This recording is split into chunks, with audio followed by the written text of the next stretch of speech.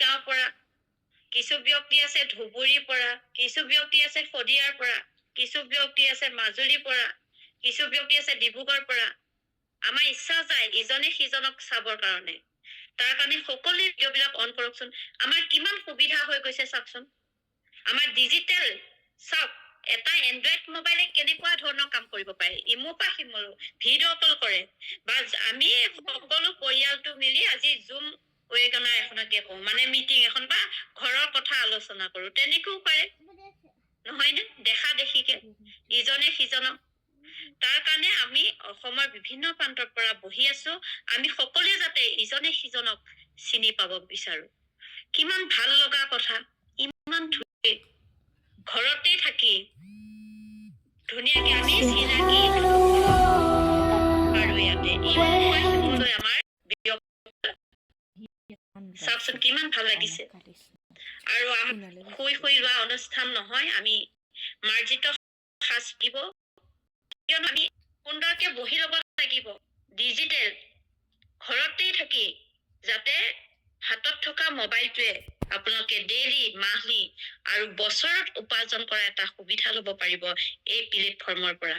তাৰ কাৰণে আমি সাজপাৰ ভালকৈ ল'ব লাগিব আৰু ইয়াতে বহি ল'ব লাগিব। বেকগ্ৰাউণ্ডটো ভাল হ'ব লাগে। যেনেকৈ আমি ইণ্টাৰভিউত কেতিয়াবা বহিব গ'লে কি কৈ যাওঁ, ইমান কষ্ট কৰি তাত ধুনীয়াকৈ যাওঁ, ধুনীয়াকে বহি থাকিম, সুধিব কম, এনেকে ভাবি থাকো। কেতিয়া মাতিব ইণ্টাৰভিউটোত, তেনেকে ভাবি থাকো, কি বা সুধিব। আমি ধুনীয়াকে পুৰা ফিটিঙত যাওঁ। আৰু ইয়াতেও আপোনালোকে ধুনীয়াকে বহি ল'ব লাগিব, কিয়নো আজি আপোনালোকৰ এখন খোলা যাব, পথটো খোলা যাব। আৰু যি শক্তি আজি চিলেকশ্যন হ'ব, যিসকল ব্যক্তিয়ে উচিত সিদ্ধান্ত ল'ব পাৰিব, সেই সকল ব্যক্তি আকৌ 5 দিনীয়া প্ৰশিক্ষণত যাব পাৰিব। ইয়াতে সকলো ব্যক্তিয়ে আছে, আমাৰ চাকৰি কৰা ব্যক্তি আছে, ইয়াত আমাৰ যথেষ্ট ব্যৱসায় কৰা ব্যক্তিও আছে, বা আমাৰ বহুত ধৰণৰ ব্যক্তি আছে ইয়াতে আমাৰ মাজত। আৰু সকলোৱে এই প্লেটফৰ্মত জড়িত হৈছে, এটা সৎ প্লেটফৰ্ম। এই সৎ প্লেটফৰ্মৰ জৰিয়তে আপোনালোকে সপোনবিলাক পূৰণ কৰিব পাৰিব। আমি কৈ থাকো নহয়, ভাগ্যত নাই, ভাগ্যত নাই। ভাগ্যত সকলোৱে সমানে সজাই পঠাইছে, একেজনে ওপৰলৈ সজাইছে, ভাগ্যত নাই কৈ থাকো। কিন্তু আমি উচিত সিদ্ধান্তটো ল'ব পৰা নাই। যিদিনাখনে উচিত সিদ্ধান্ত ল'ব পাৰিব, সেইদিনাখনেই আপোনালোকে সফলতা হ'ব পাৰিব, সফল হ'ব পাৰিব। আমি এই সিদ্ধান্তটো ল'ব নোৱাৰো, তাৰ কাৰণে আমি সফল হ'ব নোৱাৰো। সফলতাৰ প্ৰথম খোজটো সদায় কঠিন। যেতিয়া সাহস কৰি আগুৱাই যাব, পিছলৈ ঘূৰি চাব লগা নহ'ব। মই পিছলৈ ঘূৰি চাব লগা হোৱা নাই, সাহস কৰিছিলো। ৰিস্ক ল'ব পাৰিব লাগিব, মই ৰিস্ক লৈছো, আৰু তাৰ কাৰণে আজি আগুৱাই যাব পাৰিছো। সপোন দেখিব লাগিব। আমি সপোন দেখিব হৈছে, নেদেখাকে নাথাকিব। সপোন আমি ডাঙৰ ডাঙৰ সপোন দেখিব লাগিব, তেতিয়াহে আমি সপোনক বাস্তৱ ৰূপত দিব পাৰিম। সপোন টোপনিত যোৱা সপোনটো নালাগে, টোপনি যাব নিদিয়া।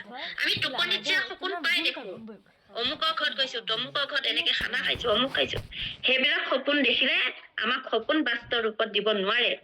ইয়াতে টোপনি যাব নিদিয়া সপোনটোহে আমাক সপোনক বাস্তৱ ৰূপত দিব পাৰিব।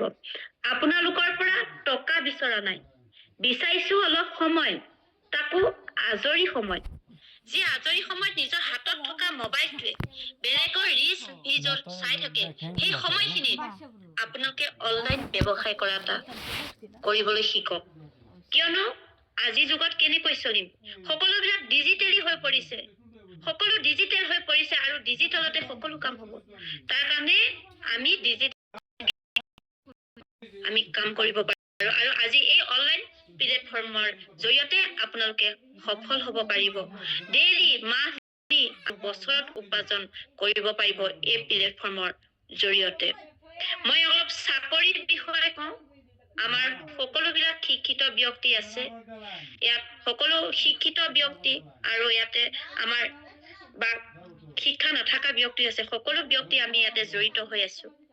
আৰু চাকৰি, আমাৰ অসমৰ ব্যক্তি সকলোৱে চাকৰি কাৰণে আমি মাথা মাৰো। আমি মাকহঁতে কৈ থাকো তুমি চাকৰি কৰিব লাগিব, সৰু সুৰা এটা যি চাকৰি নহওক তেওঁ গভৰ্ণমেণ্ট চাকৰি। আমি মাইণ্ডত সোমোৱাই দিছো, ল'ৰাটো মাইণ্ডত বা ছোৱালীজনী মাইণ্ডত।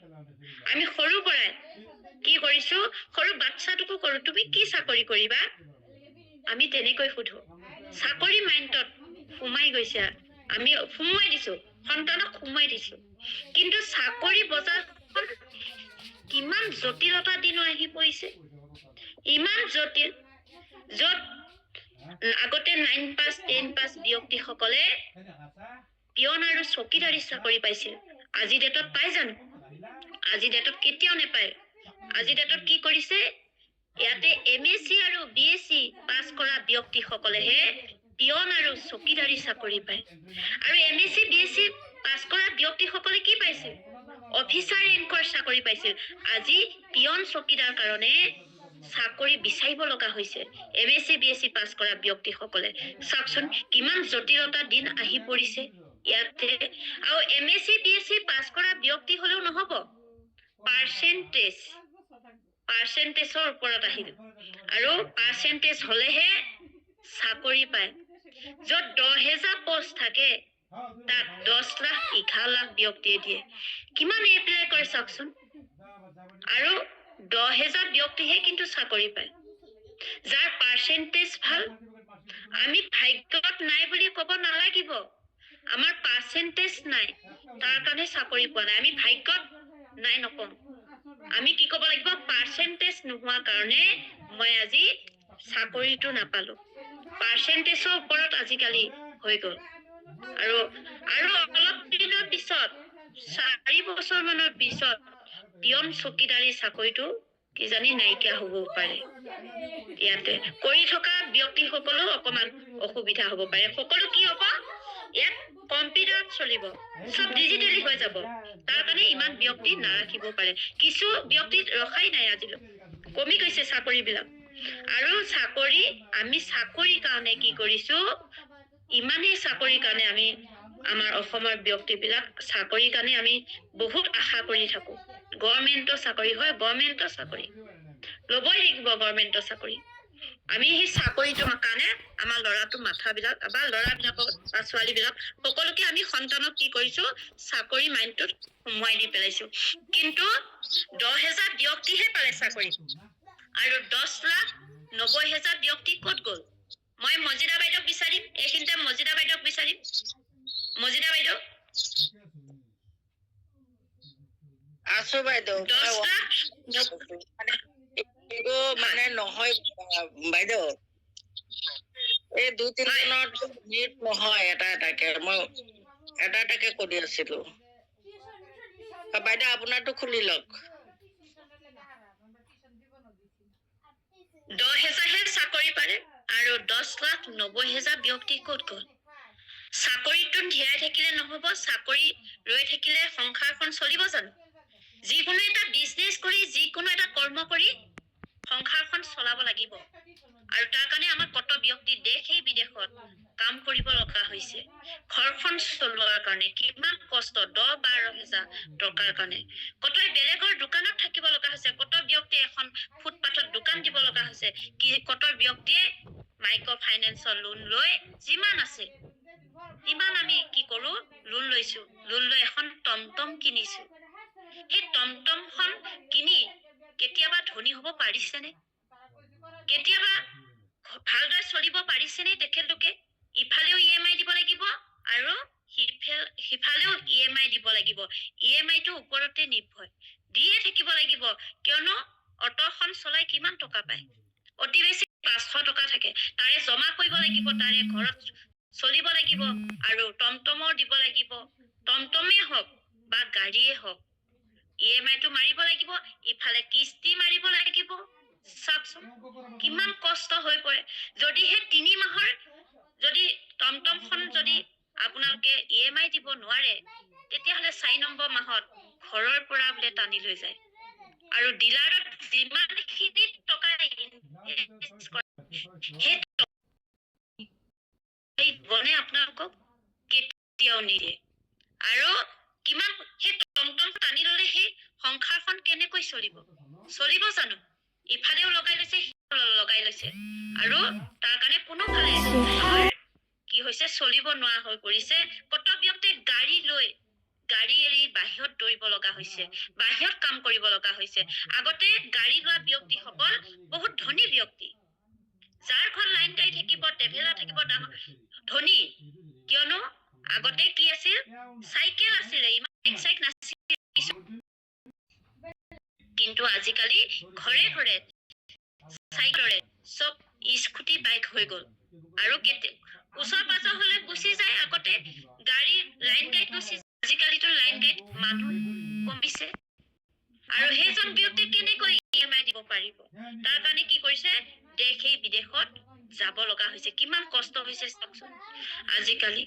আৰু তেনে ক্ষেত্ৰত যদি আমি পদূলি মুখত এখন দোকান খুলিব বিচাৰো, তেতিয়াহলে ৰুমটো বনাওতে প্ৰায় 2 লাখ মান টকা যায়। লাগিব প্ৰায় মই 3 লাখ টকাই ধৰিছো। তাত ইনভেষ্ট কৰাব লাগিব, ৰুমটো বনাব লাগিব। ৰুমটো বনাই থলে নহব নহয়। ৰুমটো বনাই থৈ দিছো, মই প্ৰডাক্টখিনি নানো, কাষ্টমাৰ আহিব জানো? কেতিয়াও নাহে। প্ৰডাক্ট ভৰাব লাগিব। আমি প্ৰডাক্ট বুলি ক'লে কি খাওঁ, বহুত ভয় খাওঁ। প্ৰডাক্ট অত্যন্ত ভয় খাওঁ। প্ৰডাক্ট গোটেই পৃথিৱীখনেই প্ৰডাক্ট অবিহনে আমি কেতিয়াও জীয়াই থাকিব নোৱাৰো। যিখন চেয়াৰত বহি আছো, এই চেয়াৰখন হৈছে প্ৰডাক্ট। যিটো মোবাইলত মই আজি কথা পাতি আছো, সেই মোবাইলটো হৈছে প্ৰডাক্ট। আৰু এই প্ৰডাক্টটো নলিয়া হৈ আপোনালোকৰ মাজত কেনেকৈ কথা পাতিলো হয়? আপোনালোকে কেনেকৈ কথা পাতিলে হয় আপোনালোকৰ ঘৰৰ পৰিয়ালৰ লগত, দূৰৰ ব্যক্তিসকলৰ লগত পাতিব পাৰিলে হয় জানো? এই প্ৰডাক্টটো উলিয়াৰ কাৰণে আমি ইজনে সিজনক খবৰ ল'ব পাৰিছো। যদি এই প্ৰডাক্টটো যদি নুলিয়ালে হয়, আমি কেতিয়াও খবৰ ল'বলৈ নোৱাৰিলো হয়। আজি এই প্ৰডাক্টটো লৈ বিজনেছ কৰি আছে। এই প্ৰডাক্টটো লৈ আজি বিজনেছ কৰি আছে। আমি যি সাজপাৰ পিন্ধো, সকলো প্ৰডাক্ট, যিমান আমাৰ ঘৰৰ সামগ্ৰী প্ৰডাক্ট বুলি ক'লে ভয় খাওঁ। কাৰেণ্টে যেতিয়া শ্বৰ্ট কৰে, আমি জাটকা খাই যাওঁ, তেনেকৈ আমি জাটকা খাই পৰি। তাৰ কাৰণে আমি প্ৰডাক্ট বুলি ক'লে আমি ভয় খাব নালাগিব। প্ৰডাক্ট লৈ বিজনেছ কৰিব লাগিব।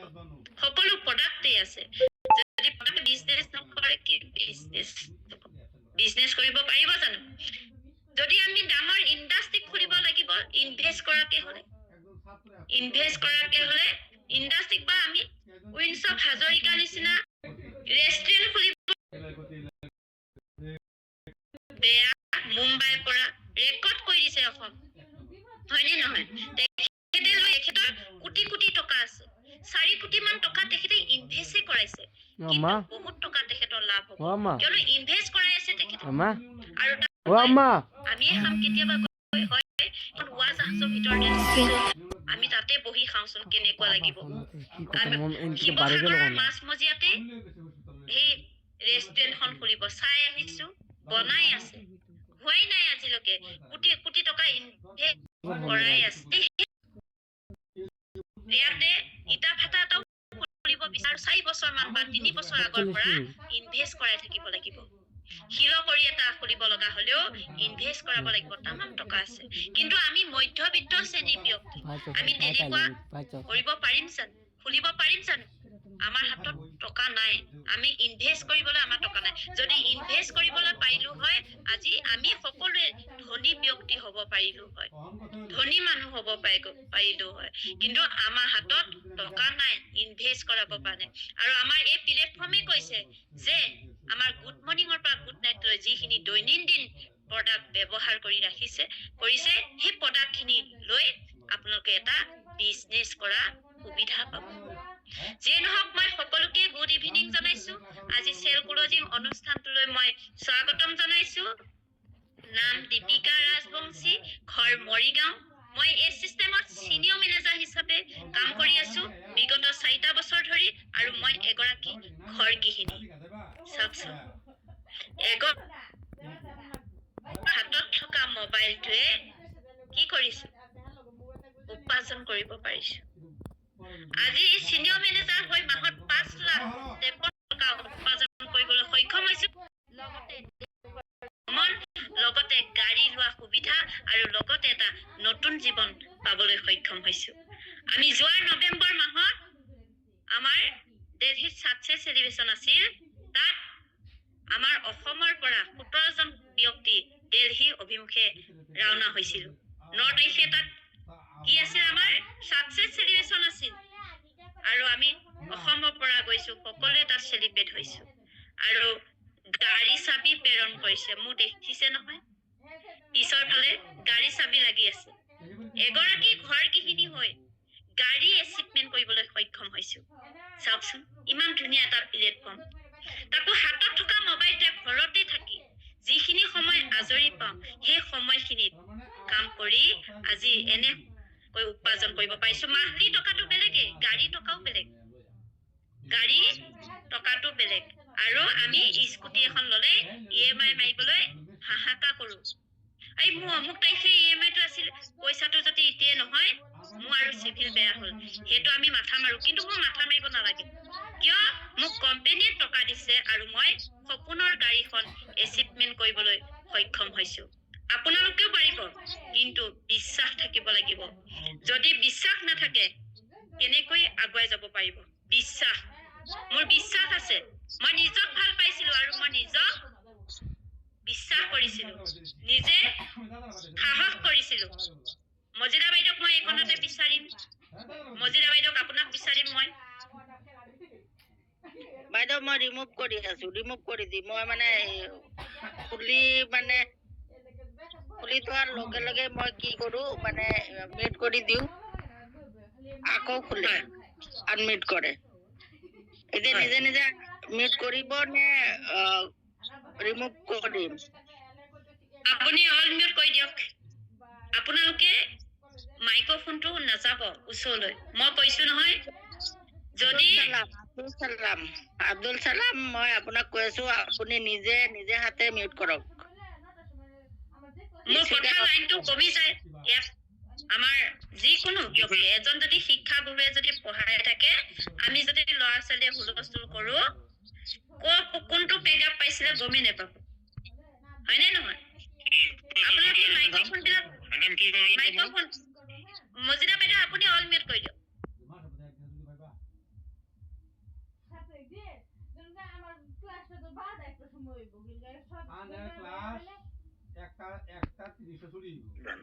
এই সময়ত আপোনালোকে শুনক, এগৰাকী যে ঘৰ গৃহিণী হৈ আজি মাহতে 5,53,000 টকা উপাৰ্জন কৰিব পাৰিছো, হাতত থকা মোবাইলটোৱে গাড়ী ল'বলৈ পাৰিছো।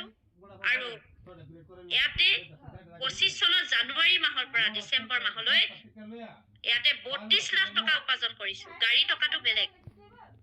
আৰু মোক কোম্পানীৰ ফালৰ পৰা টেক্স ফাইল বনাবলৈ দিছে, লগতে মিলেনিয়া ক্লাবত সোমাইছো বোলে, মই গমেই নাপাওঁ। আৰু আপোনালোকেও পাৰিব, কিন্তু নিজৰ ওপৰত বিশ্বাস থাকিব লাগিব। মই নিজক বিশ্বাস কৰো, তাৰ কাৰণে বেলেগকো বিশ্বাস কৰিব পাৰিছো। আজি নিজক ভাল পাইছো, তাৰ কাৰণে বেলেগকো ভাল পাব পাৰিছো। আপোনালোকেও নিজক ভাল পাব শিকক আৰু নিজৰ ওপৰত বিশ্বাস কৰক। আজি মই নিজৰ ওপৰত বিশ্বাস কৰিছো, তাৰ কাৰণে আজি আগুৱাই যাব পাৰিছো, সপোন পূৰণ কৰিব পাৰিছো। আজি যদি মই চাকৰি কৰিলো হয়, মই সপোন পূৰণ কৰিব নোৱাৰিলো হয়। কোনোদিনে উৰা জাহাজত উঠি পোৱা নাছিলো, কিন্তু আজি কেইবা উৰা জাহাজত উঠিলো গমেই নাপাওঁ। আৰু এই দিল্লীত গৈছো, আকৌ ক'ত আমাৰ ডুবাইত যাব লাগিব। ইয়াতে ডুবাই আমাৰ 21 তাৰিখৰ পৰা তাত আছে 26 তাৰিখলৈকে কোৱালিফাই হৈছো। পাছপৰ্ট ওলাই গৈছে আমাৰ। চাওকচোন কোম্পানী ইমান ধুনীয়া সুবিধা কৰি দিছে আৰু ইণ্টাৰনেশ্যনেল এখন ক্ৰেডিট কাৰ্ড বনাব দিছে এগৰাকী ঘৰ গৃহিণী। চাওক আপোনালোকেও পাৰিব, কিন্তু মনোযোগেৰে শুনিব লাগিব। যিকোনো প্লেটফৰ্মত আমি মনোযোগ দিব লাগিব। এনে এটা পবিত্ৰ আপোনালোক প্লেটফৰ্ম, যিজন ব্যক্তিয়ে আপোনালোকক এই প্লেটফৰ্মটোৰ লগত চিনাকি কৰি দিছে, তেখেতলোকক বাৰ বাৰ ধন্যবাদ দিব, কিয়নো এটা সৎ প্লেটফৰ্মৰ লগত আপোনালোকক চিনাকি কৰি দিছে। মই ইয়াতে 40,000 টকাৰে বিজনেছটো আৰম্ভ কৰিছিলো। আজি কত 40,000 টকা আহি মাহতে 5,53,000 টকা উপাৰ্জন কৰিবলৈ পাইছো। আৰু মই কৈ গৈছো দেশ বিদেশৰ ভ্ৰমণ সকলোবিলাক পাইছো, নতুন জীৱন পাইছো ইয়াতে। কোম্পানীটোৰ নাম হৈছে forever living product international company, আৰু কোম্পানীটো 1978 30 মে তাৰিখে ফেৰিছ এৰিজনাত জন্ম হৈছিল। আমাৰ ইয়াত কিছু ব্যক্তিসকলৰ জন্মই নাই, আৰু নতুন জন্মই নাই। 1978 চনতে এই কোম্পানীটো জন্ম হৈছিল 13 মে তাৰিখে, আৰু ফেৰিছ এৰিজনাত। আজি 47 বছৰ হৈ 48 বছৰ কোম্পানীটোৱে ভৰি দিছে। কিমান ভাল লগা কথা চাওকচোন। আৰু মই এই এনে এটা কোম্পানীৰ লগত জড়িত হৈ মই নিজক ধন্যবাদ দিম, কিয় মই জন্ম নোহোৱাকৈ কোম্পানীৰ লগত কাম কৰি মই ইমান টকা উপাৰ্জন কৰিব পাৰিছো। আৰু মোক যিজন ব্যক্তিয়ে এই কোম্পানীটোৰ লগত চিনাকি কৰি দিছে মই তেখেতক বাৰ বাৰ ধন্যবাদ দিওঁ, কিয়নো তেখেতে যদি মোক আজি এই প্লেটফৰ্মটোত যদি চিনাকি কৰি নিদিলে হয় মই এনেধৰণে উপাৰ্জন কৰিবলৈ নোৱাৰিলো হয়। তাৰ কাৰণে মই বাৰ বাৰ তেখেতক ধন্যবাদ দিওঁ, সদায় ধন্যবাদ দিওঁ মই। আৰু ভাৰতত 2000 চনত আহিছে, ভাৰতত প্ৰায় 25 বছৰ ৰানিং চলি আছে। পৃথিৱীৰ 160খন দেশতকৈ অধিক দেশত এই কোম্পানীটো চলি আছে। চাওকচোন কিমান ভাল লগা কথা। আকৌ নাম্বাৰ 1ত আমাৰ ভাৰত আছে। ইমান ভাল লগা কথা। ইয়াতে কি কোম্পানী আছে আমাৰ ভাৰতত 2000 চনত আহি 25 বছৰ ৰানিং চলি আছে, কি কোম্পানী আছে? আৰু নাম্বাৰ 1ত আমাৰ ভাৰত আছে। তাৰ কাৰণে কৈছে প্ৰত্যেকখন দেশই টকা ভেলুটো বেলেগ বেলেগ। আমাৰ ইয়াত হৈছে টকা, আমেৰিকাত হৈছে ডলাৰ, আৰু বাংলাদেশত হৈছে টকা।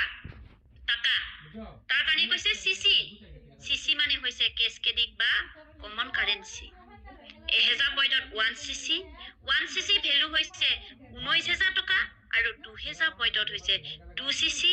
2 চিচি ভেলু হৈছে 38,000 টকা। যেতিয়া আপোনালোকে ইয়াতে 2000 পইণ্ট কৰিব তেতিয়া আপোনালোকে ইয়াতে এছিষ্টেণ্ট ছুপাৰভাইজাৰ ৰেংকটো ল'ব পাৰিব। এছিষ্টেণ্ট ছুপাৰভাইজাৰ ৰেংকটো লোৱা মানে কোম্পানী মালিক। লিখকচোন কোনে কোনে মালিক হ'ব বিচাৰে ইয়াতে। আপোনালোকে চাট বক্স ইউজ কৰক। মালিক, কৰ্মচাৰী, মালিক কোনে কোনে হ'ব বিচাৰে, কৰ্মচাৰী কোনে কোনে হ'ব বিচাৰে, আপোনালোকে চাট বক্স ইউজ কৰক।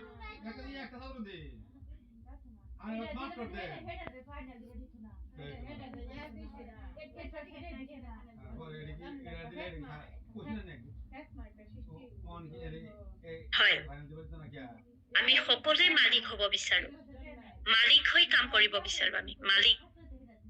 আৰু ইয়াতে সকলোকে ধন্যবাদ দিছো, মই ধন্যবাদ জনাইছো। আমি সকলোৱে মালিক হৈ কাম কৰিব পাৰিম, কিন্তু আমি ইয়াত এছিষ্টেণ্ট ছুপাৰভাইজাৰ। এছিষ্টেণ্ট ছুপাৰভাইজাৰ মানে কোম্পানী মালিক। আপোনালোকক যদি সোধে কেতিয়াবা মই গুৱাহাটীত যাওঁ, ক'ত যায়? মোৰ অফিচ ক'ত আছে? খ্ৰীষ্টান বস্তি ৱাল কোডৰ বা চিটি চেণ্টাৰ অপজিট, নহ'লে এপ'লো হস্পিটেলৰ অপজিটত মোৰ অফিচ। আপোনালোকে ইয়াতে এছিষ্টেণ্ট ছুপাৰভাইজাৰ ৰেংকটো লৈ মাহত 25,000 পৰা 30,000 টকা উপাৰ্জন কৰিব পাৰিব। ডেইলি উপাৰ্জন 500 টকা, 500 পৰা 1000 টকা, আৰু বছৰত উপাৰ্জন কৰা সুবিধা পাব। আমি যে কওঁ 500 পৰা 1000 টকা ডেইলি উপাৰ্জনটোৱে ডেইলি খৰচ কৰিব পাৰিব। ডেইলি যদি আপোনালোকক 500কেও আহে মাহত 15,000 টকা, আৰু মাহৰ 15 তাৰিখে আপোনালোকৰ মাহৰ উপাৰ্জনটো সোমাব। ইয়াত বছৰত উপাৰ্জন কৰা সুবিধা পাব, লগতে দেশ বিদেশৰ ভ্ৰমণ, লগতে গাড়ী লোৱা সুবিধা, আৰু লগতে বছ বনাছ, ভলিউম বনাছ সকলোখিনি পাব। চাওকচোন গাড়ী লোৱা সুবিধা মানে আমাক কোম্পানীয়ে গাড়ী নিদিয়ে, আপোনাক কোম্পানীয়ে টকা দিব। লেভেল 1ত আপুনি 10 লাখ টকা পাব, আৰু লেভেল 2ত 15 লাখ, লেভেল 3ত 20 লাখ। আপোনালোকে যোনটো লেভেল ল'ব বিচাৰে সেই লেভেলটোতে আপোনালোকে পাব। আমাক কোম্পানীয়ে কৈছে আপোনালোকক টকা দিম, আপোনালোকৰ মনৰ পচন্দৰ গাড়ীখন ল'ব পাৰিব। বা কিছু ব্যক্তি যদি ঘৰ নাই বোলে মই ঘৰটো বনাওঁ, কিছু ব্যক্তি যদি মাটি নাই মই মাটি অলপ কিনি পেলাই ঘৰটো বনাওঁ, 10 লাখ টকা ধেমালি টকা নহয়।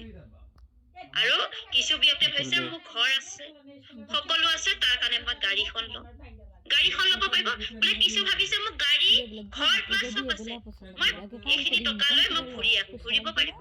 আপোনালোকৰ ইচ্ছা। তাৰ কাৰণে মোৰ ঘৰ আছে, মাটি আছে, সকলো আছে। তাৰ কাৰণে মই সপোনৰ গাড়ীখন এচিভমেণ্ট কৰিছো, সপোনৰ গাড়ীখন লৈছো। আপোনালোকেও পাৰিব। ইয়াত গাড়ী লোৱা আৰু লগতে এখন লাইচেন্স পাব, যিখন লাইচেন্স আপোনাৰ পৰিয়ালক দি থৈ যাব পাৰিব। কেতিয়াও আপোনাৰ সন্তানে জিৰ' পৰা কামটো আৰম্ভ কৰিব নালাগে। আপোনাৰ লেগেচি হিচাপে দি থৈ যাব সেই লাইচেন্সখন। আৰু মাক দেউতাকে চাকৰি কৰে, কেতিয়াবা সন্তানক চাকৰিটো দি থৈ যাব পাৰিছেনে? মোৰ মানুহজনীয়ে চাকৰি কৰে, মৰিগাঁও SP লগত আছে, SP লগত আছে, কিন্তু য'তে যদি ত'তে যাব লাগিব। ডাঙৰ মানুহে যি কয়, ভুল কলেও হৈছা, শুদ্ধ কলেও হৈছা, এটাও নহৈছা নকয়। য'তে যদি ত'তে যাব লাগিব। কিন্তু মোৰ সন্তানক জানো চাকৰিটো দি থৈ যাব পাৰিব? মোৰ সন্তানে এবাৰ হায়াৰ ছেকেণ্ডেৰী ফাইনেল দিব, আৰু মানুহজনৰ চাকৰি আছে 5 বছৰ। বোলে তুমি হায়াৰ ছেকেণ্ডেৰী ফাইনেলটো দি লোৱা, মোৰ 5 বছৰ চাকৰি আছে, মোৰ চাকৰিটোকে তুমি কৰিবা। কেতিয়াবা দিব পাৰিবনে? কেতিয়াও নোৱাৰে।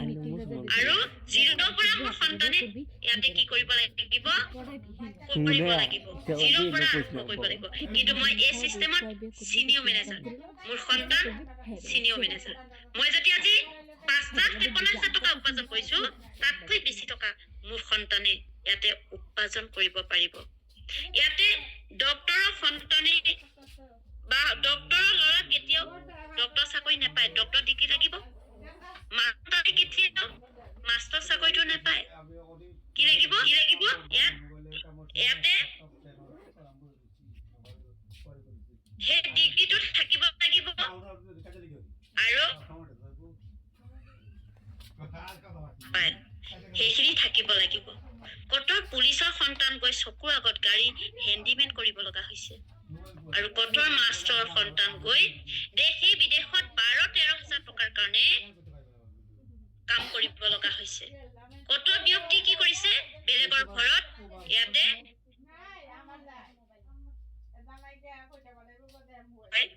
আমাৰ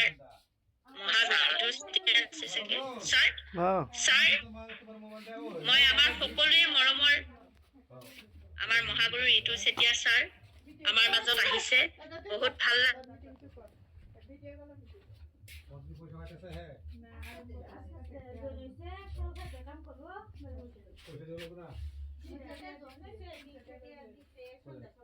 এখন নহয় আমাৰ মাজত মহাগুৰু ঋতু চেতিয়া ছাৰ, আমাৰ ছাৰ 25 চনত এখন নহয়, দুখন নহয়, 7 মাহত 3খন গাড়ী এচিভমেণ্ট কৰিছে। আৰু তেখেতৰ ৱাইফক এখন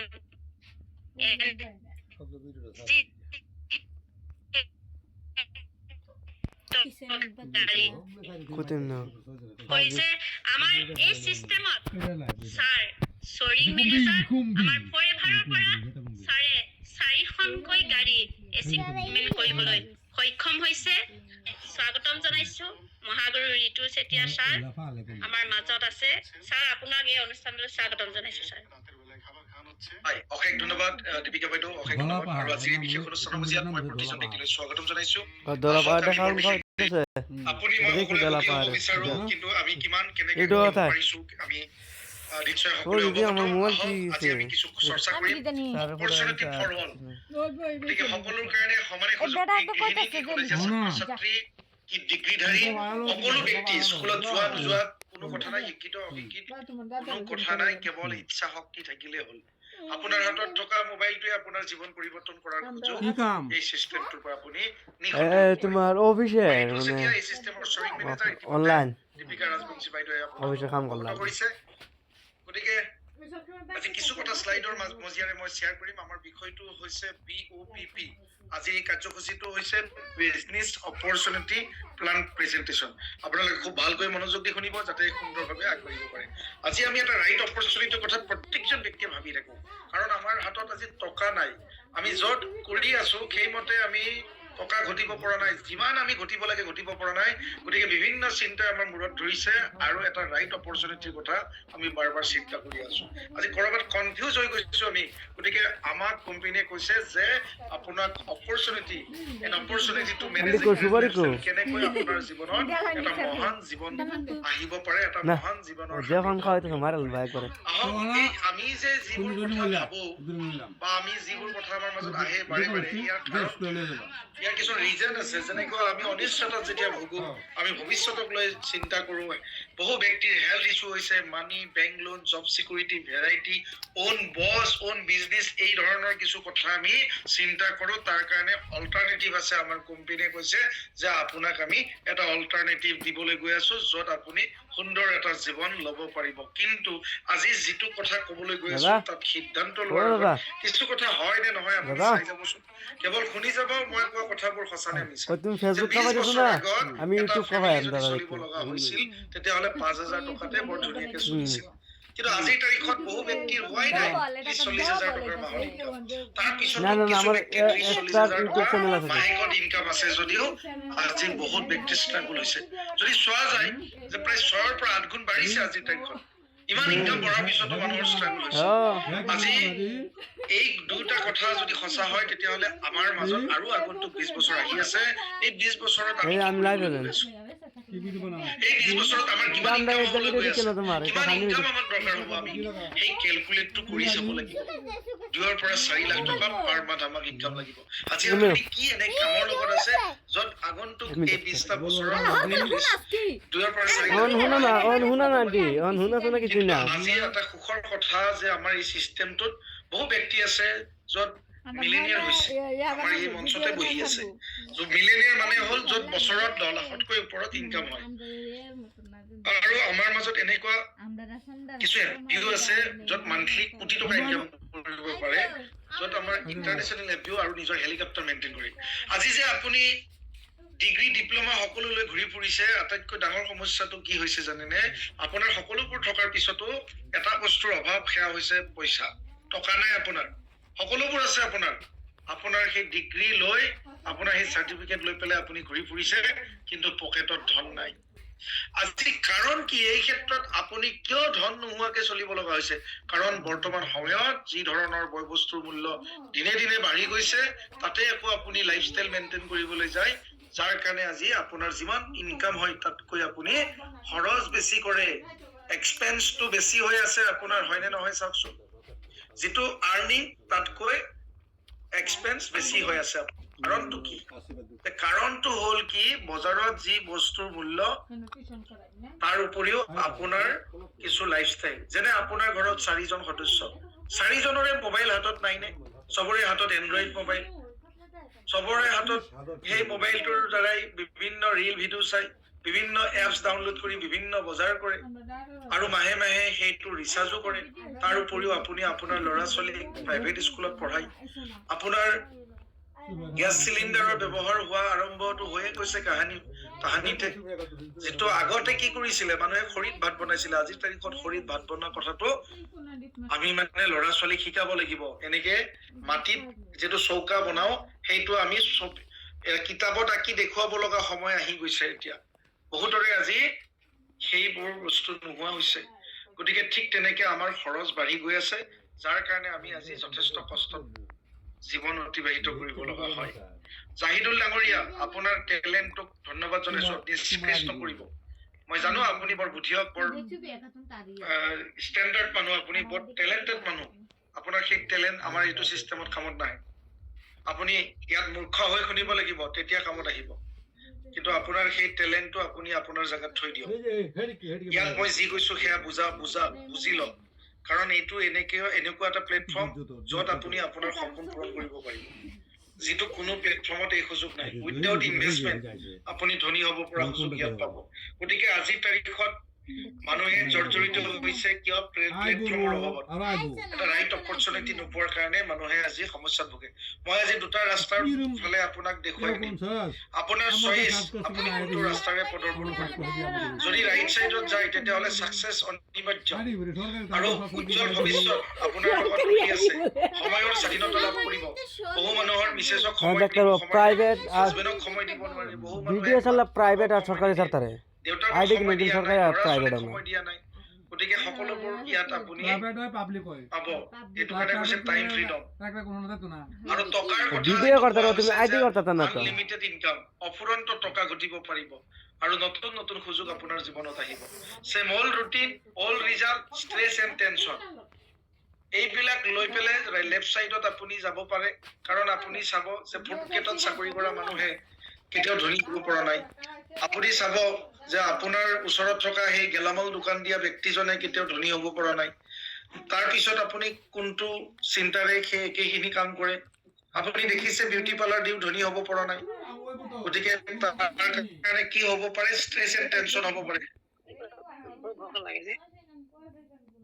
কথা নকব আপোনালোকৰ কথাবিলাক মিটিঙত আহি যায় চুপচাপ শুনি থাকিব কথা ক'লেই আপুনি মোৰ কথাবোৰ নুশুনিব নুবুজিব পিছত ক'ব মই একোৱেই বুজি নাপালো কেনেকে হয় কি হয় একোৱেই বুজি নাপালো বুলি ক'ব একদম কথা নকব আপোনালোকে মাইক অফ কৰি ৰাখক অন নকৰিব ডিস্টাৰ্ব হৈ যায় মাজতে মাইকটো অন কৰি দিলে মমি চাংমাই আপুনি মাইক অফ কৰক মমি চাংমাই একদম মোবাইলৰ পৰা দূৰত থাকিব দেই বৰ গুৰুত্বপূৰ্ণ বিষয় আজি এই সিস্টেমটোত আপুনি কি পাব পাৰে piece of mind excitement quality of life যত আপোনাৰ এই ধৰণৰ কথাবোৰ কেতিয়াও ভাবিবই নোৱাৰে বেলেগ প্লেটফৰ্মত মনৰ শান্তি আছে ইয়াত উৎসাহ উদ্দীপনা আছে আপোনাৰ যিহেতু আপুনি হেলদি আৰু ৱেলদি হৈ থাকিব পাৰিব অৰ্থনৈতিক স্বাধীনতা লাভ কৰিব পাৰে আপুনি আৰু ব্যক্তিগত স্বাধীনতা পাব আপুনি কৰি থকা কামত কোনো ক্ষতি নহয় আপুনি চাকৰি কৰি আছে ব্যৱসায় কৰি আছে কলেজীয়া ছাত্ৰ সকলোৰ কাৰণে এইটো সুযোগ আছে আৰু যদি ফুল টাইম আনলিমিটেড পটেনশিয়াল যদি মোৰ নিচিনাকে কাম কৰে আপুনি ধেৰ টকা ঘটিব পাৰিব সময় যদি দিয়ে ফুল ট্ৰেইনিং এণ্ড ছাপোৰ্ট পাব ৰিকগনিশ্যন পাব আপুনি সকলোবোৰ ইয়াত সুবিধা পাব পাৰ্চনেলিটি ডেভেলপ হ'ব ইয়াত থাকিলে আপুনি কথা ক'ব নাজানিলেও কথা ক'ব জনা হ'ব আপোনাৰ পৰিয়ালৰ মানুহে আপোনাক দেখি আবাক হ'ব যে ইমান ধুনীয়াকে কথা ক'ব জনা হ'লনে আৰু সবতকৈ ডাঙৰ কথা আপোনাৰ পিছত আপোনাৰ ল'ৰা ছোৱালী এইটো ব্যৱসায় পাব আজি যদি আপুনি এখন ট্ৰাকৰ চালক হয়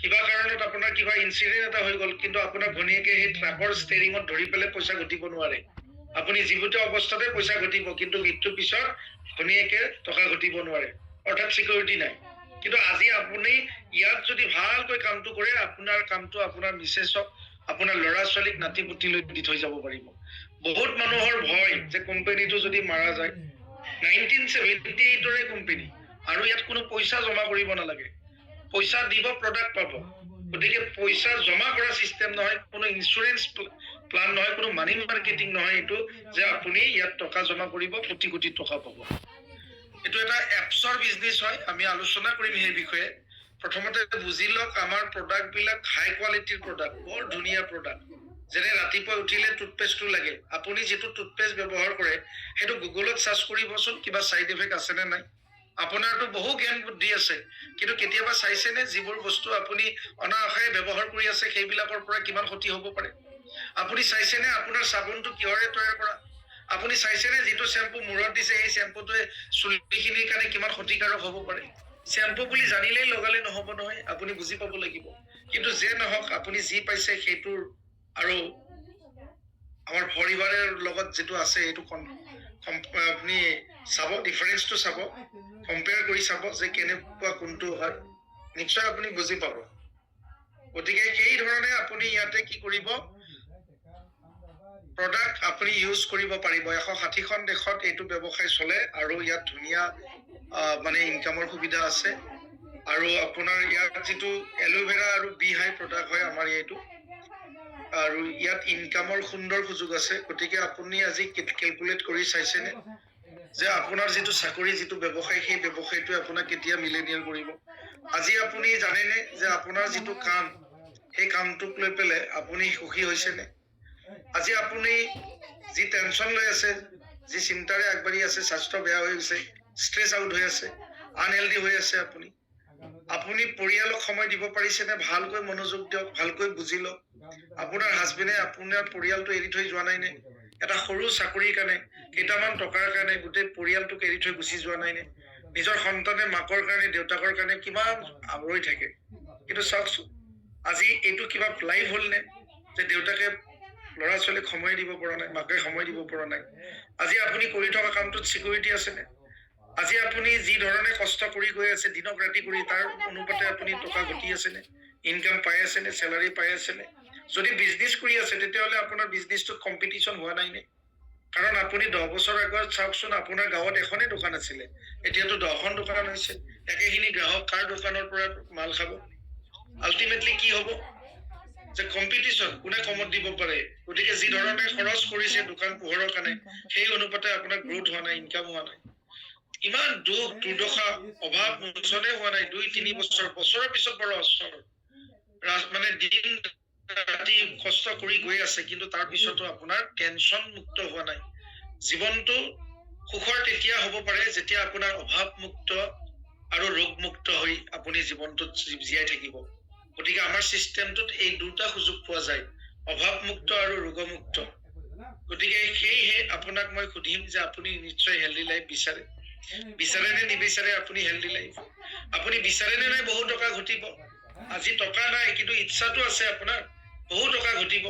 আপুনিতো কেতিয়াবা এনেকে উৰাজাহাজত উঠিবৰো সপোন আছে ন? কেতিয়াবা উঠিব পাৰিম নে? মই ভাবিছিলো যে আমাৰ জীৱনত আমাৰ নিচিনা মানুহ বিলাকে এনেকে উৰাজাহাজত উঠিব পাৰিম নে? তাৰমানে খুব হেঁপাহ আছিলে। কিন্তু আজিৰ তাৰিখত এই উৰাজাহাজত উঠাটো সৰু কথা হৈ পৰিছে। সিদিনা দিল্লীৰ পৰা আহিলো, আকৌ কোম্পানীয়ে কহিমা লৈ গৈ আছে। ফেব্ৰুৱাৰীৰ 19 তাৰিখত টিকট কৰি দিছে।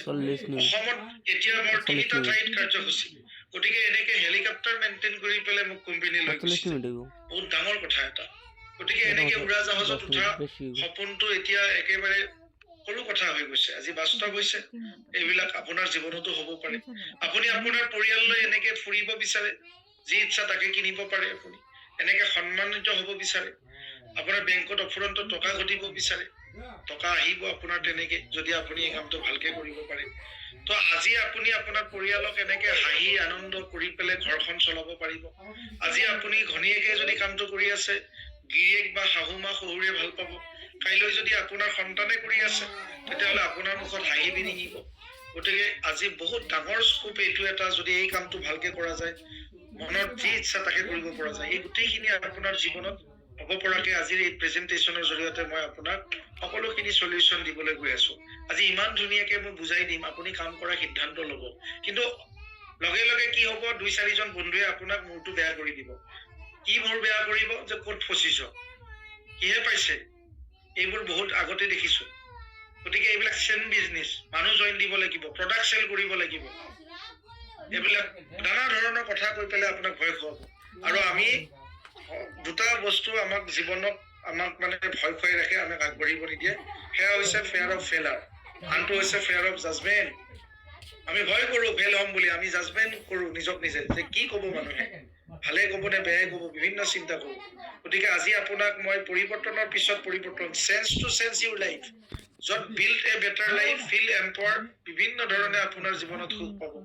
আপোনাক মই আজি সুধিব বিচাৰো যে আপুনি ৰেডি আছেনে নিউ কেৰিয়াৰ জাৰ্ণি, য'ত আপুনি সুখ আনন্দ পাব। গতিকে নিউ কেৰিয়াৰৰ আগমুহূৰ্তত আপোনাক বুজাই দিম মই ট্ৰেডিশ্যনেল বিজনেছৰ বিষয়ে। আজি মাৰ্কেটত যিটো বিজনেছ চলি আছে, এই বিজনেছটো কি বিজনেছ, কেনেকুৱাকে বিজনেছটোৰ পৰা টকা ঘটে। যে আমাৰ যিকোনো প্ৰডাক্ট, আমি যিকোনো এটা বস্তু দৰকাৰ হ'লে ওচৰৰ দোকানৰ পৰা কিনো, নহ'লে বজাৰৰ পৰা কিনো, নহ'লে ফ্লিপকাৰ্ট এমাজনৰ পৰা কিনো। এই প্ৰডাক্ট বিলাক কিন্তু আমি হোলচেলাৰত কিনিব নোৱাৰো, আমি কোম্পানীৰ পৰা কিনিব নোৱাৰো, আমি কোনোবা ৰিটেইলাৰৰ পৰাই কিনিব লগা হয়। তো এই ৰিটেইলাৰৰ পৰা কিনাৰ কাৰণে আমি কি কওঁ, আমি এজ এ হ'ল আমি কনজুমাৰ, আমি ক'ৰ পৰা খবৰটো পাওঁ, এডভাৰটাইজ। আমি এডভাৰটাইজত দেখো কি বস্তু কি কথা, সেইমতে আমি ৰিটেইলাৰৰ ওচৰত যাওঁ। তো ৰিটেইলাৰে প্ৰডাক্টটো নবনায়, এতিয়াও হোলচেলাৰৰ পৰাই লয়, হোলচেলাৰৰ প্ৰডাক্টটো নবনায়, এতিয়াও ৰিজনেল ডিষ্ট্ৰিবিউটৰৰ পৰাই লয়, আৰু ৰিজনেল ডিষ্ট্ৰিবিউটৰেও প্ৰডাক্টটো নবনায়, নেশ্যনেল ডিষ্ট্ৰিবিউটৰৰ পৰা ল'ব লগা হয়, আৰু নেশ্যনেল ডিষ্ট্ৰিবিউটৰে মেনুফেকচাৰৰ পৰা ল'ব লগা হয়। গতিকে এটা ডাঙৰ চেইনৰ মাজত আমি আমাৰ জীৱন পাৰ কৰি আছো, হয়নে নহয় চাওকচোন। আপুনি পিন্ধি থকা চেণ্ডেলযোৰ, পিন্ধি থকা চাৰ্টটো আপুনি ফেক্টৰীৰ পৰা কিনিব নোৱাৰে, সেই ৰিটেইলাৰ দোকানৰ পৰাই কিনিব লগা হয়। গতিকে ইয়াৰ মাজত ডাঙৰ খেল আছে, য'ত বহুত মানে হয়। বসন্ত বৰা কিবা ক'ব বিচাৰিছে নেকি? কথা নক'ব? গতিকে মেনুফেকচাৰ মানে প্ৰডাক্টৰ মূল্য 100 টকা যদি আমি ধৰি লওঁ, 30 টকাত বনাইছে কোম্পানীয়ে আৰু মাজৰ মানুহে টকাটো খাই দিছে। এই মধ্যবিত্ত এইখিনি মিডিল মেনৰ হাতত গুচি গৈছে। গতিকে আমাৰ যে এনেও 80% আমাৰ কি হয় গ্ৰাহক, 20% আমাৰ মিডিয়েটৰ থাকে। গতিকে গোটেই বেনিফিটটো তেওঁলোকে পায়। গতিকে আমাৰ কোম্পানীয়ে কৈছে তেনেকে আমি নচলো, আমি ডাইৰেক্ট 30 টকাই আমি ৰাখিম, 70 টকাৰ মালিক বনাম ফৰ এইবাৰ বিজনেছ অনাৰ, তাৰপিছত কনজুমাৰ। গতিকে আমাৰ কোম্পানীটো খুব সুন্দৰ মানে কম্বিনেশ্যন আছে ৱেলনেছ আৰু নেটৱৰ্ক মাৰ্কেটিঙত। আৰু ইয়াত বেছিক ট্ৰেইনিং পাব, এডভান্স ট্ৰেইনিং পাব, 160খন দেশত কাম কৰাৰ সুবিধা পাব। এতিয়া এই নেটৱৰ্ক মাৰ্কেটিং ৱাৰ্ডটো শুনি পেলাই বহু মানুহৰ মনটো নষ্ট হৈ যায়। নেটৱৰ্ক মাৰ্কেটিং মানে ঘৰে ঘৰে বস্তু বিক্ৰী কৰা, মানুহক জোৰ জবস্তি জইন কৰা, এনেকে নমস্কাৰ দি পেলাই যোৱা বুলিয়ে ভাবে। আচলতে আমাৰতো ডিজিটেল নেটৱৰ্ক হয়। কোনো ধৰণৰ আমি ঘৰে ঘৰে গৈ বস্তু বিক্ৰী কৰিব নালাগে, মানুহ জড়িত কৰাব নালাগে। আমাৰ ওচৰত মানুহবোৰ নিজে আহে, আমি সেইখিনি মানুহক গাইড কৰিব লাগে। যেনেকে আপোনালোক আজি ইয়াত প্ৰায় 150ৰ ওপৰত মানুহ আছে, এই 150 মানুহক আমি বিচাৰি যোৱা নাই। আপোনালোকে আমাৰ এডভাৰটাইজবোৰ দেখিছে, তাৰপিছত জানিব আহিছে, আমি আপোনাক বুজাই আছো। যদি আপোনাৰ বুজি ভাল লাগিছে আমাৰ বিজনেছ পাৰ্টনাৰ হ'ব, যদি আপোনাৰ ভাল লগা নাই আপুনি এৰি গুচি যাব। গতিকে সকলোৰে সকলো বস্তু ভাল নালাগে, সকলোৱে ডক্টৰ হোৱা নাই, সকলোৱে ৰেলৱেত চাকৰি পোৱা নাই, সকলোৱে মাষ্টৰ হোৱা নাই, তাৰে সকলো ব্যক্তিৰে ভাগ বতৰা হৈ আছে পৃথিৱীত, চবে বেলেগ বেলেগে কৰিব লাগিব। গতিকে আজি আপোনালোকক এই বিষয়টো জনাম, যদি আপোনাৰ মনোগ্ৰাহী হৈছে আগবাঢ়িব পাৰিব, বেয়া লাগিছে নকৰিব পাৰে, কিন্তু ইয়াত কোনো জোৰ জুলুম কৰাৰ ব্যৱস্থা নাই। গতিকে আমাৰ ইয়াত কোনো ৰেনুৱেল ফিজ নাই। ফৰিবা লিভিং প্ৰডাক্টত জইন কৰাৰ কাৰণে কোনো পইচা নালাগে, ফ্ৰী জইনিং। কেৱল আপুনি ইয়াত নিজৰ যি প্ৰডাক্ট লাগে সেই প্ৰডাক্টখিনি কিনি ল'ব পাৰিব। অৱশ্যে আপোনালোকে টিম ফৰচুনত ৰেজিষ্ট্ৰেশ্যন কৰিছে। টিম ফৰচুন এনেকুৱা এটা এডুকেশ্যন চিষ্টেম য'ত আমি ব্লাড ডোনেটৰ ব্যৱস্থা কৰিছো। আমি বিভিন্ন হস্পিটেলত আমাৰ বাথৰুমবিলাক বা তাত টয়লেটবিলাক ক্লিনিঙৰ কাৰণে আমি কাম কৰি আহিছো। আৰু পদপথত শুই থকা ব্যক্তিবিলাকক আমি যথেষ্ট সহায় কৰিবলৈ চেষ্টা কৰিছো, যাতে তেওঁলোকে ঠাণ্ডাৰ পৰা পৰিত্ৰাণ পাব পাৰে আৰু তেওঁলোকে ৰাতি যাতে ভোকত থাকিব নালাগে। গতিকে সুন্দৰভাৱে আমি তেওঁলোকৰ খিয়াল ৰাখিব চেষ্টা কৰি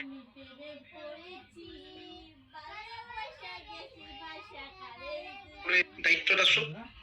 আমি সকলো ডিষ্ট্ৰিক্টৰ পৰা আমি সকলো আমাৰ যিমানখিনি ঢুকি পাইছো আমি চেষ্টা কৰিছো আমাৰ এই ব্যক্তিসকলক আমি জীয়াই ৰাখিবৰ কাৰণে। গতিকে আমাৰ ইয়াত নিজে নিজৰ বছ হ'ব পাৰিব, কোনো আপোনাৰ তেনেকে বছ নাথাকিব। আপোনাৰ ইয়াত পাৰ্চনেলিটি ডেভেলপ হ'ব, আপুনি আপোনাৰ পৰিয়ালক এইটো ব্যৱসায় দি যাব পাৰিব। এই ব্যৱসায় কৰিবৰ কাৰণে আপুনি এটা ID ক্ৰিয়েট কৰি ল'ব লাগিব, আৰু ID ক্ৰিয়েট কৰাৰ কাৰণে স্পন্সৰ ID লাগিব, অৰ্থাৎ যাৰ জৰিয়তে আহিছে তেওঁৰ IDটো লাগিব, আৰু আপোনাক পেন কাৰ্ডখন লাগিব ID প্ৰুফ হিচাপে, এড্ৰেছ বাই এজ প্ৰুফ হিচাপে, আৰু এড্ৰেছ প্ৰুফ হিচাপে আপোনাক আধাৰ কাৰ্ড লাগিব। যদি আধাৰ কাৰ্ড নাই কাৰোবাৰ ভোটাৰ ID দিলেও হ'ব, ভোটাৰ ID নাথাকিলে ড্ৰাইভিং লাইচেন্স দিলেও হ'ব, বেংক পাছবুক দিলেও হ'ব। কিছু ব্যক্তিৰ কিবা কাৰণত পান কাৰ্ডখনৰ লগত আধাৰ কাৰ্ডৰ মিল নাই, পান কাৰ্ড আৰু আধাৰ কাৰ্ড নিমিলে, নামটোৰ কিবা স্পেলিং মিষ্টেক হৈছে, তেতিয়াহ'লে তেওঁলোকে পান কাৰ্ডখন ব্যৱহাৰ নকৰিলে কথা নাই, আধাৰ কাৰ্ডৰ বুথ চাইডটো কৰি ল'ব। পৰৱৰ্তী সময়ত পেন কাৰ্ডখন শুধৰণি কৰি আনি আপুনি জইনিং কৰিব পাৰে। আমাৰ এটা ডকুমেণ্টছতে জইনিং হৈ যায়। আধাৰ কাৰ্ডখনে আমি 2বাৰ ছাবমিট কৰি দিম, ফ্ৰণ্ট চাইড বুথ চাইড আমাৰ ইয়াত জইনিংটো আপোনাৰ হৈ যাব, লগে লগে KYC আপডেট হৈ যাব। কিন্তু আপোনাৰ যদি পেন কাৰ্ডখন নাথাকে, পৰৱৰ্তী সময়ত যেতিয়া আপুনি চেলাৰী পাব বা আমাৰ ইয়াতে মান্থলি যিটো কমিশ্যন পাব, তাত আপোনাৰ অকণমান TDSটো বেছিকৈ কাটিব পেন কাৰ্ডখন নাথাকিলে। সেইকাৰণে আমি যিমান পাৰো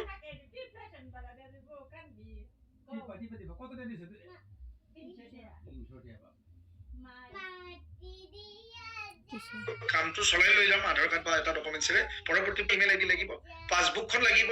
পাছবুকখন আমি একেদিনে নিবিচাৰো, কাৰণ একেদিনে পাছবুকখন বিচাৰিলে কি হয়, বহু মানুহৰ মনত ডাউট হয়, আমাৰ একাউণ্টৰ পৰা টকাকেইটা লৈ যাব নেকি, এনেকে ভয়, বহুত ব্যক্তিয়ে এনেকে ভয় কৰে। গতিকে আজি দুটা ৰাস্তাৰে আপুনি ফৰিবৰত আগবাঢ়িব লাগিব। কোনোবা ব্যক্তিয়ে যদি ভাবে যে ফৰিবৰত বৰ ধুনীয়া প্ৰডাক্ট আছে, চুগাৰ, প্ৰেছাৰ, থাইৰয়ড, পাইলছৰ সমস্যা, কেঞ্চাৰ, চুলিৰ সমস্যা, ছালৰ সমস্যা, নখৰ সমস্যা, যিমান সমস্যা আছে ডক্তৰে য'ত হাত দাঙি দিছে আমাৰ তাৰ পৰা আৰম্ভ হয়। আমাৰ প্ৰডাক্ট খাই বহুত মানুহে ভাল পাইছে। আমাৰ প্ৰডাক্ট কোনো মেডিচিন নহয়, আমি কোনো ডক্তৰ নহয়, তথাপিও আমি দাবী এইটো কাৰণে কৰিছো যে আমাৰ বহু ব্যক্তিয়ে প্ৰমাণ পাইছে আমাৰ প্ৰডাক্ট খাই পেলাই গুড হেল্প পাইছে।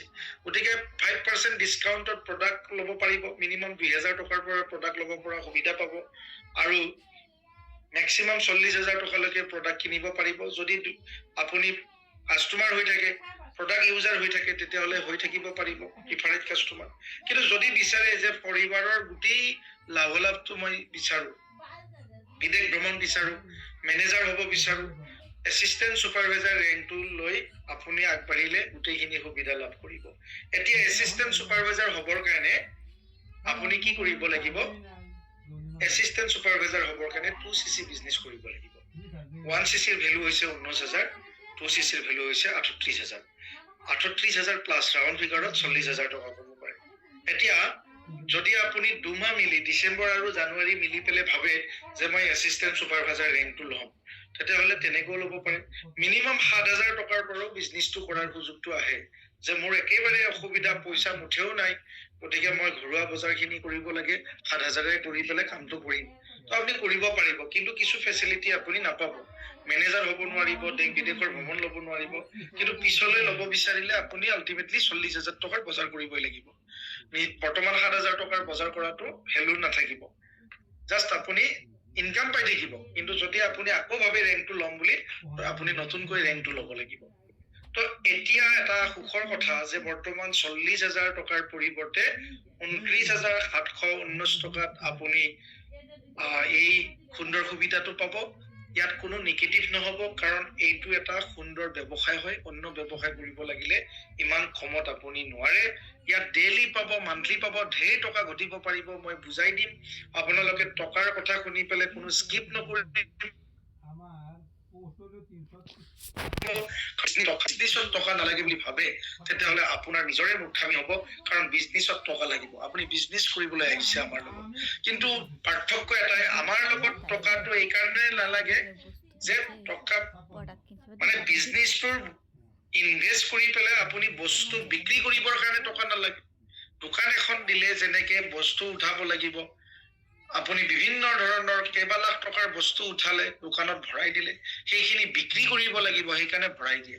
তো আমাৰ মাজত বিক্ৰীৰ কাৰণে আপুনি ঘৰত প্ৰডাক্টটো আনিব নালাগে, আপোনাৰ নিজৰ ঘৰত ইউজ কৰাৰ কাৰণে মাই ফৰএভাৰ এপছটো ডাউনলোড কৰি, মাই ফৰএভাৰ ইণ্ডিয়া এই এপছটো আপোনাৰ মোবাইলত ডাউনলোড কৰি ল'ব।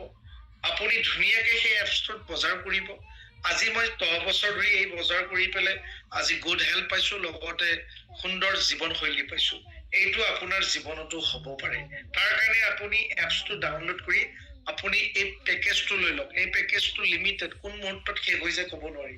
অৱশ্যে আজিৰ ভিতৰত যদি কোনোবাই ৰেংকটো লয়, আৰু এটা সুখবৰ যে আজিৰ ভিতৰত যিবোৰ ব্যক্তিয়ে ৰেংক ল'ব, আমাৰ যিটো ছাকচেছ চেলিব্ৰেশ্যন অসমত হৈয়ে থাকে প্ৰত্যেক মাহত, সেই ছাকচেছ চেলিব্ৰেশ্যনত, যেনে আমাৰ অহাকালি আছে ছাকচেছ চেলিব্ৰেশ্যন গুৱাহাটী খ্ৰীষ্টান বস্তিত অৱস্থিত আমাৰ ফৰএভাৰ কাৰ্যালয়ত, ঠিক তেনেকে আমাৰ নেক্সট মাহতো আছে। গতিকে আপোনাক সেই ধৰণৰ কাৰ্যসূচীবিলাকত ৰাজকীয় সন্মান প্ৰদান কৰা হ'ব, ফটোশ্বুট কৰা হ'ব, ভিডিঅ' কৰা হ'ব। যিহেতু আমি কোনো ঘৰে ঘৰে ঘূৰি ফুৰিব নালাগে, মানুহ বিচাৰি ফুৰিব নালাগে, গতিকে আমাৰ ইয়াতে কি কৰিব লাগিব, আপুনি ধুনীয়াকে ঘৰতে থাকি ডিজিটেল এক্টিভিটি কৰি আপুনি আগবাঢ়িব পাৰিব। আকাশ শুভ মন নামৰ এটা গ্ৰুপত আপোনাক এড কৰাই দিয়া হ'ব, য'ত মোৰ পাৰ্চনেল গাইড থাকিব, ধুনীয়াকে আগবাঢ়িব পাৰিব। যিবোৰ ব্যক্তিয়ে ভাবিছে আমাকতো আমাৰ আপলাইনজনে ইমান ধুনীয়াকে কথাখিনি বুজাই পোৱা নাছিলে, ইমান ধুনীয়া মিনছ পইচা লগা কথা, পইচা লগা কথাটো কোৱা নাছিলে, আমি এতিয়া পইচা ক'ত পাওঁ। গতিকে আজি আপোনাৰ পইচাৰ অভাৱৰ পিছতো এণ্ড্ৰইড মোবাইল লৈ আছে। আজি আপোনাৰ পইচাৰ অভাৱতো কিন্তু লাইফষ্টাইল মেইনটেইন কৰিব চেষ্টা কৰি আছে। বিয়াই সভাই গ'লে আপোনাৰ পোচাক পৰিধানত দেখিলে গমেই নাপায় আপুনি ধনী নে দুখীয়া। গতিকে আপুনি সকলো ক্ষেত্ৰতে টকা খৰচ কৰি আছে, তাৰ পিছত আজি আপুনি এই পইচাখিনি বেছি বুলি ক'ব নোৱাৰিব। কাৰেণ্ট চিটুৱেশ্যনটো চাই লওকচোন। দুটা ছবি আপোনালোকক মই দেখুৱাই থৈছো, যে প্ৰথম ছবিটোত ৰাইট চাইডে এখন বেটাৰী ৰিক্সাত এজন মানুহে দিনটোত 400-500 টকা পৰিয়ালটোক মানে চলাবলৈ, পৰিয়ালটোক পোহপাল দিবলৈ, ৰাতি গধূলি বজাৰ কৰিবলৈ কাৰণে ঘৰৰ পৰা ওলাই আহিছে খুব বেছি 400-500 টকা। আৰু এই ঠাণ্ডাত এনেকে মস্ত বোজা এটা লৈ পেলাই বাইকত এজন ব্যক্তিয়ে ঘৰে ঘৰে গাঁৱে গাঁৱে দোকানে দোকানে চিপছ চকলেটবোৰ বেচি পেলাই তেওঁ দিনটোৰ হাজিৰাটো 400-500 টকা এই ঠাণ্ডাত এনেকে ওলাই আহিছে। যদি এদিন নাহে তেতিয়াহ'লে তেওঁৰ ঘৰৰ মানুহ লগন পৰিব। গতিকে সেইকাৰণে পৰিয়ালৰ চিন্তাত এনেকে অসুস্থ গাৰেও কিছুমান মানুহে চৰ্দি কাহ হৈ থকাৰ পিছতো এই ঠাণ্ডাত এনেকে কষ্ট কৰি আছে। আজি এই চিটুৱেশ্যনটো আপুনি চাওক হয়নে নহয়। তো এনেকে আপোনাৰ আমাৰ বৰ্তমান সময়ত এনেকুৱা ঘটনা হৈছে। এতিয়া এই বিজনেছটো কৰিবলৈ গ'লে আপোনাক নিশ্চয় 2 লাখ 3 লাখ 4 লাখ টকা দৰকাৰ হ'ব। আজি বিউটি পাৰ্লাৰ খোলক, গেলামাল দোকান দিয়ক, কাপোৰৰ দোকান দিয়ক, চাইকেল দোকান দিয়ক, যিকোনো আপুনি এখন দোকানৰ কথা ভাবিলে 3-4-5 লাখ টকা লাগিব। গতিকে আজি এই দৰিদ্ৰ সীমাৰেখাৰ তলত বাস কৰা ব্যক্তিসকলেও কিমান মোটা ইনভেষ্ট কৰি পেলাই তেওঁলোকে এনেকে ঘৰ চলাব চেষ্টা কৰে। তেওঁলোকৰ পইচা নাই, তেওঁলোকে পইচা মেনেজ কৰে। গতিকে আজি আমাৰ এই চিষ্টেমটোত আহিবৰ কাৰণে আপুনিও মেনেজ কৰিব লাগিব। এখেতসকলৰ নিচিনা 2 লাখ 1.5 লাখ টকা মেনেজ কৰিব নালাগে, 3 লাখ মেনেজ কৰিব নালাগে। আপুনি মাত্ৰ ঘৰত ব্যৱহাৰ কৰা প্ৰডাক্ট কেইটা কিনাৰ কাৰণে 29,719 টকা মেনেজ কৰিব আৰু ছাৰপ্ৰাইজ গিফ্টটো পাব। গতিকে আজি ধনী হ'ব লাগিলে আপুনি কিন্তু তেনেকুৱা বেটাৰী ৰিক্সা লৈ ঘূৰি ফুৰিলে ধনী হ'ব নোৱাৰে। আজি আমাৰ সমাজত বহু মানুহে 2-3 লাখ 4 লাখ টকা ইনভেষ্ট কৰি ধনী হোৱা আমি দেখা নাই, চাকৰি কৰি ধনী হোৱা দেখা নাই। ধনী হ'ব লাগিলে মনত ৰাখিব, এখন ছবি আমি সকলোৱে জানো যে অসমত এখন ফ্লাইট ৰেষ্টুৰেণ্ট শিৱসাগৰত হ'বলৈ গৈ আছে। ৰাস্তাই ৰাস্তাই এনেকে এখন গাড়ী লৈ আহিছিলে আৰু আমি সকলোৱে টিভিয়ে পেপাৰে পত্ৰ দেখিছিলো। এয়া উইংছ হাজৰিকা নামৰ এজন ব্যক্তিয়ে ধনী হ'বৰ কাৰণে তেখেতে প্ৰায় 4 কোটি টকা ইনভেষ্ট কৰিছে। তো ধনী মানুহ হ'ব লাগিলে ইনভেষ্ট কৰিব লাগিব। গতিকে ধনী হ'বৰ কাৰণে কিমান ৰিস্ক লৈছে সেই ব্যক্তিজনে, কিন্তু গৌৰৱৰ বিষয় এজন অসমীয়া ব্যক্তি হৈ পেলাই এনেকুৱা সাহস কৰিছে। গতিকে তেখেতে কিন্তু টকা ঘটিব, গুড হেল্থ নাপায় তাৰ পৰা। মনত ৰাখিব, এজন মানুহে টকা ঢেৰ ঘটিব পাৰিব কিন্তু স্বাস্থ্য নাপায়। কিন্তু আমাৰ কোম্পানীত ইয়াতকৈ বেছি টকা ঘটিব পাৰি কিন্তু লগত স্বাস্থ্যও পায়, য'ত জীৱনটোক আনন্দময় কৰি ৰাখিব পাৰি। এয়া আন এটা ছবি আপোনালোকৰ সন্মুখত দেখুৱাইছো যে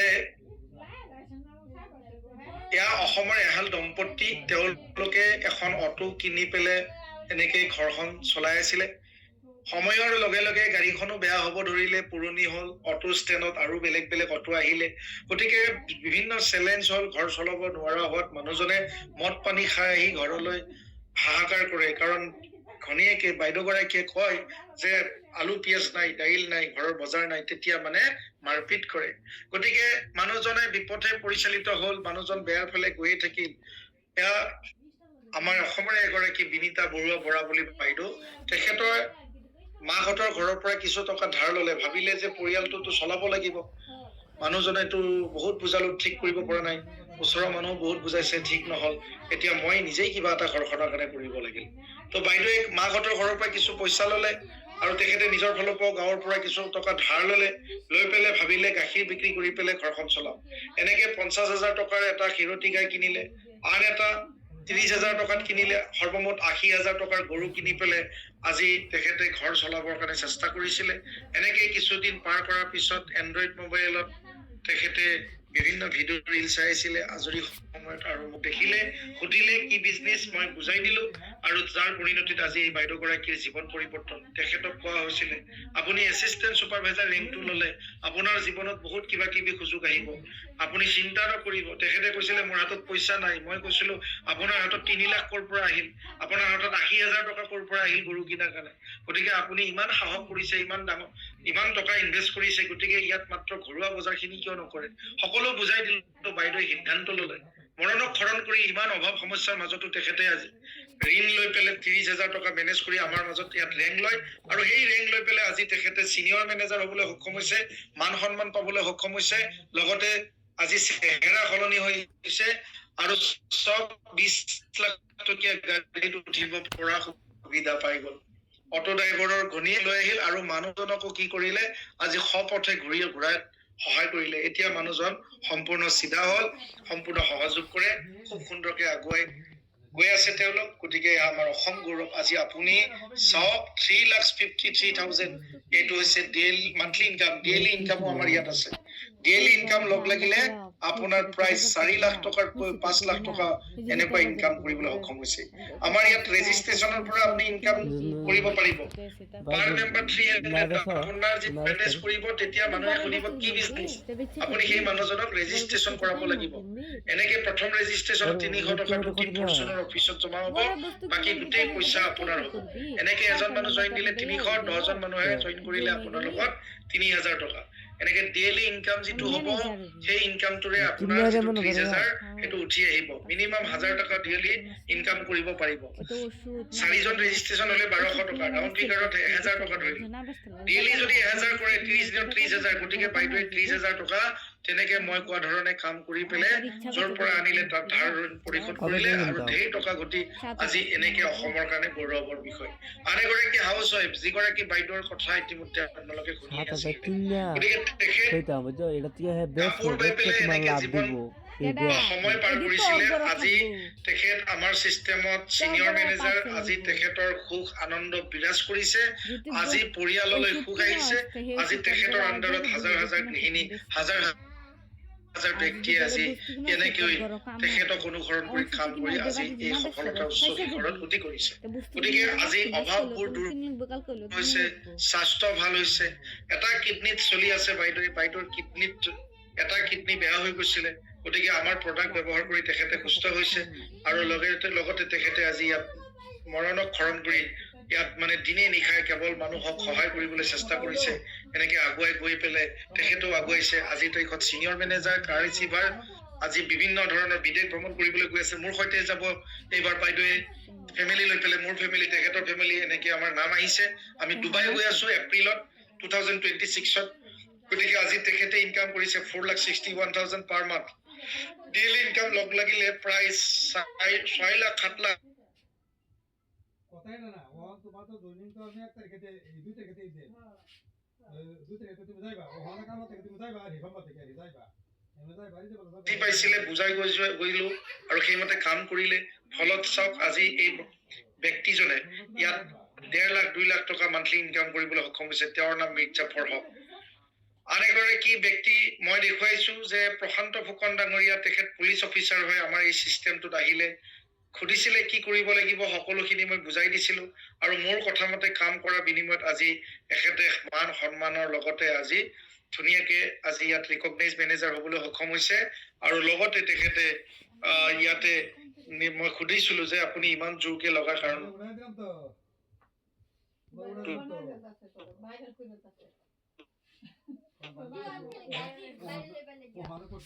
ইমান মাত্ৰ 6,000 উদ্দেশ্যটো কি? যে উদ্দেশ্য হ'ল যে চাকৰি কৰি থকা কালত